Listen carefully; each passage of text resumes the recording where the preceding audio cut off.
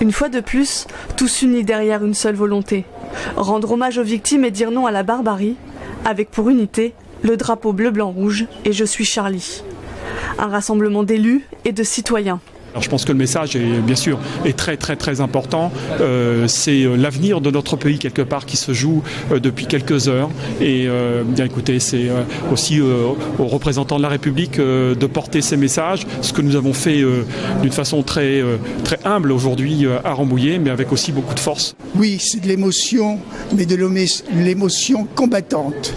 Et avec toute la force qui nous unit, on l'a vu aujourd'hui à Rambouillet, nous entrons en résistance pour que nos libertés soient sauvées. Je suis Abdelkader, j'en suis fier, mais ma République est fière aussi d'avoir Abdelkader à la tête d'une circonscription telle que celle de Rambouillet, chargée d'histoire, chargée de toute l'histoire de la France. C'est pas une réaction en particulier à Charlie Hebdo, ça aurait pu être le Canard, ça aurait pu être n'importe quel autre journal. C'est la même chose, on tue la liberté d'expression. Charlie Hebdo était bien sûr réputé pour ses caricatures, les traits de crayon célèbres de Cabu, Charb et tant d'autres.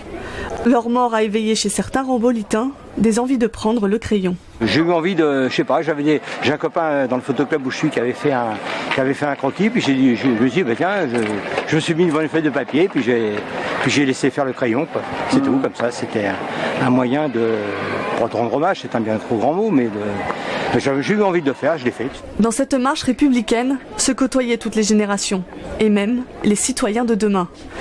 Une occasion pour certains parents de partager leurs valeurs. La semaine a été très difficile, avant tout pour nous, et aussi pour eux. Ça a été un choc pour toute la famille. On leur a transmis ce qu'on a ressenti nous, et on a été touchés droit au cœur. Voilà. On a pu leur transmettre ce en quoi on croit et ce en quoi on pense. 10 000 personnes ont défilé à Rambouillet, s'ajoutant ainsi aux près de 4 millions de Français qui se sont rassemblés un peu partout dans le pays, faisant de cette journée un événement historique.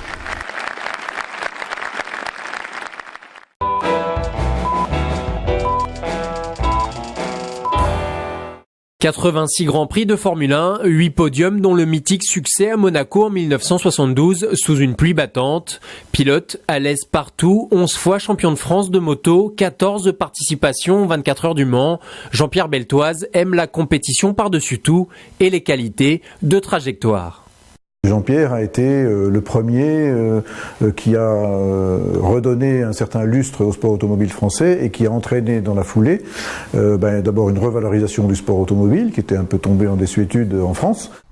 Et une réussite qui inspire de nombreux pilotes comme Arnoux, Jabouille ou encore Prost. Après sa carrière, il a consacré la suite de sa vie à la sécurité des pilotes, développe des stages de prévention notamment au circuit qui portait son nom à Trappes avec sa méthode Conduire juste. Si vous voulez, ça ne m'intéresse pas du tout de faire des circuits pour faire plaisir. Ce qui m'intéresse, c'est de faire des circuits pour qu'un jour, le gouvernement et les responsables des boîtes disent, mais effectivement, avec le système mis au point par Jean-Pierre Beltoise et Conduire juste, on réduit de moitié ou des 2 tiers ou des 3 quarts les accidents de la route. Très proche de son personnel ici à Trappes, parce que la plupart des gens qui ont collaboré avec lui l'ont fait et le font depuis quasiment l'origine, c'est-à-dire pour la majorité de nos collaborateurs, c'est plus de 20 ans. Jean-Pierre Beltoise est décédé à l'âge de 77 ans après 2 accidents cardiovasculaires à Dakar.